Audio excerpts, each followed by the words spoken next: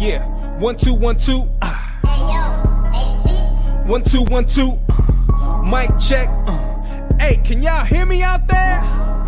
Ukraine on the set, bang. Against all odds. Against all odds. Against all odds. Against all odds. Against all odds. Against all odds. Against all odds. Against all odds. Against all odds. I just need a moment to take in that new intro. This is the first time I've seen it. Look at that production quality that's coming to you guys from the Sports Wagering Network. I am the Odds Fellow, just jumping on here with a quick Wednesday edition. That's a hashtag winning Wednesday. Occasionally, hopefully we keep that going today. The NBA has been good lately, but this is the NBA Odds Watch. Something we're going to do once a week, either Wednesdays or Fridays, hopefully in this afternoon slot. Just going live, bringing you guys a couple picks. Sometimes it might just be reactions and stuff like that.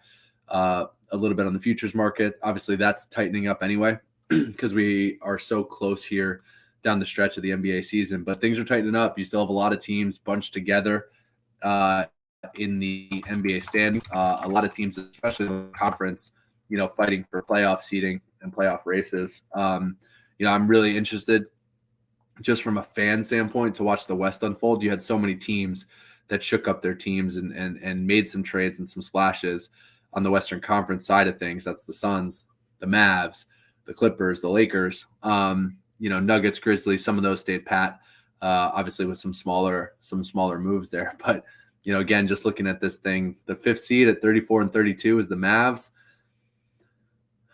34-32 all the way down to the 13th seed, Utah Jazz at 31-35. Not a lot separating those teams, right? So I got a couple futures on the Lakers. I worried that the LeBron news, the foot injury, would derail us. They're battling. AD is in pure old school AD mode. Maybe still an injury risk, always one away, but he's looked really good. So look, format of the show, like I said, it's going to be Wednesday or Fridays, once a week until we get to the playoffs. Then in the playoffs, we'll probably do a little bit more focus or some different types. We'll probably bring some guests on here. Sharky Waters Nations, always a guy I love to talk hoops with. We'll probably get him in here, especially talking playoffs as the things turn the corner. But the format of the show is going to be some reactions, some futures. Like I said, playoff previews change a little bit differently. And then, in the coming weeks, hopefully a pick or two. And that's really what we're going to key on today is two quick picks, and then we'll get you out of here. Two totals that I think are good on the Wednesday card. Now, historically in the NBA, the Wednesday card has been huge. So it's both a blessing and a curse. There's a lot to key in on, a lot to look at. The nice thing at this point in time in the season is you have a lot of matchup data, which especially comes into play on some of the totals and where some things have been trending. The slate tonight is actually a little lighter. I think it's 7 or 8 games, compared to sometimes the way the Wednesday slate was structured. You could easily have 10 or 11 games in the mix. But you see the NBA now starting to span out a little bit. More Saturday, Sunday games, kind of more consistently loaded cards throughout the week. So that Wednesday, takes a little bit of a hit. But again, 2 games we're keying in on tonight. And then I'm going to wrap up with a little bit of an outlook, my perspective, opinion that probably nobody cares about on the MVP race. But the 2 games tonight are, like I said, 2 totals, not a side. I think the sides are all pretty tough. And I'll touch on something at the end that's, I think, important to look at. But 2, let's start with the Mavericks and Pelicans. The Mavericks coming off a nail-biter of a win yesterday. But we are going Dallas Mavericks, New Orleans Pelicans over 234. I think this one is going to be a track meet of sorts, and I don't mind it. Usually I'm a guy that likes to bet the under. I like to sweat it and bet the under. That's usually the messy side that people don't want to touch. But today, 2 overs. So why, right?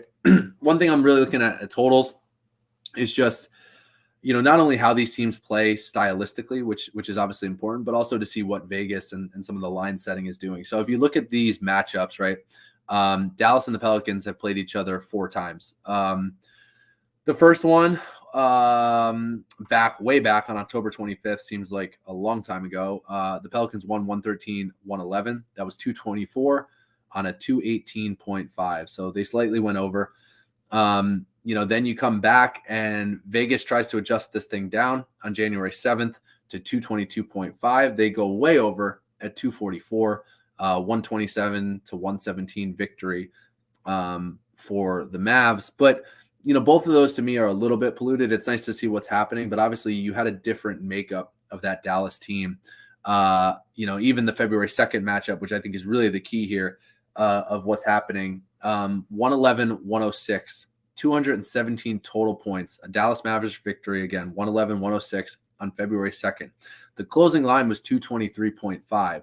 So Vegas kept that number pretty close to where it was in that 127 to 117 game, which to me kind of would have probably screamed under or a very sharp total in general, which I think was the case, is then this thing came in at 217.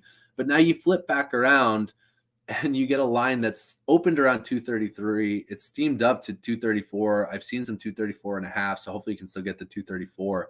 That's way higher than the closing total that was last posted, right? About 10.5 points higher than that closing total, and way higher, obviously, than the 217 that they came in at. That game was also pre-Luka Kyrie combo, which if you've been watching the Mavs right now, they can't stop anybody. So they need to score. They need to push the pace. Great shooters. They gave up Dorian Finney-Smith, who was their big 3 and D guy, right out the window. So stylistically, that entire team has changed. Obviously, they're very reliant on the 3. Obviously, they're coming off a back-to-back. To me, a lot of people would think tired legs, maybe that slows them down. I think it could in the second half. The line here actually speaks to the Pelicans too, if you wanted to take a side. But I do think they'll come out hot. Sometimes you see that too, a hotter start, a quicker start. As long as the Mavs are shooting well from 3, obviously that variance could throw us off completely. I think this number and the line is very telling, so I think it soars over. On the other side of the coin, that's obviously a very high total, but we're going to take another one, and that is the Heat Cavs over. We'll flash it in a second, but over 214.5 for tonight, also 1 unit. Again, just looking at the recent matchup, this is just a few, I think this is on January 31st. These two teams played, both, again, stylistically, usually play a defensive-minded brand of basketball. Maybe in the half court aren't as good or aren't shooting the 3 as much. So that was a 197 total points, under 200 combined total points, which you normally don't see in the NBA anymore. Back on January 31st, that line was set at 210.5. So it goes way under, right? It goes under by over 10 points there. And now this thing comes back and opens higher. I've seen some 215 and 215 and a halves in the market as well. So hopefully the 214 to 215 range is still available. Because with all these NBA totals and producer Pun, who I know is in there in the background, he used to do a lot of team total analysis. Super sharp stuff in the NBA, just in terms of the way they can average a lot of this out. But I do just like the movement, and I trust the movement here directionally in terms of what this is telling us, the style of the game that we're going to get. So 2 totals. Like I said, I lean Pelicans in the other one. A lot of the other sides are merged. 2 things I think are worth pointing out.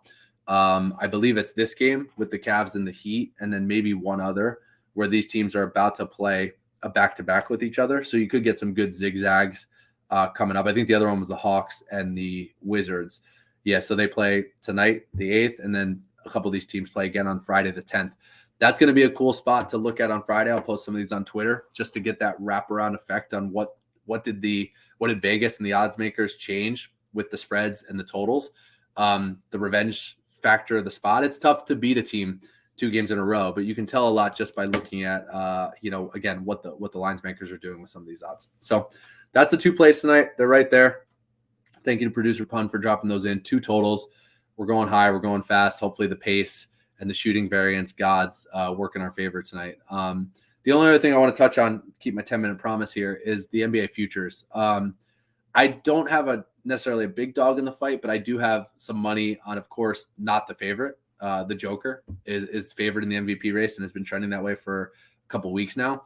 I think I have money on Tatum, Luka, and Joel Embiid. So it looks like I'm rounding out, 3 of the top 5 and probably won't have the right guy centered. But I say all that because I do personally think there's still value on Embiid or Giannis. I think this race is way closer than these odds make it. I'm surprised. I mean, statistically, obviously, Joker is leading and driving a lot. To me, some of that matchup data should matter more.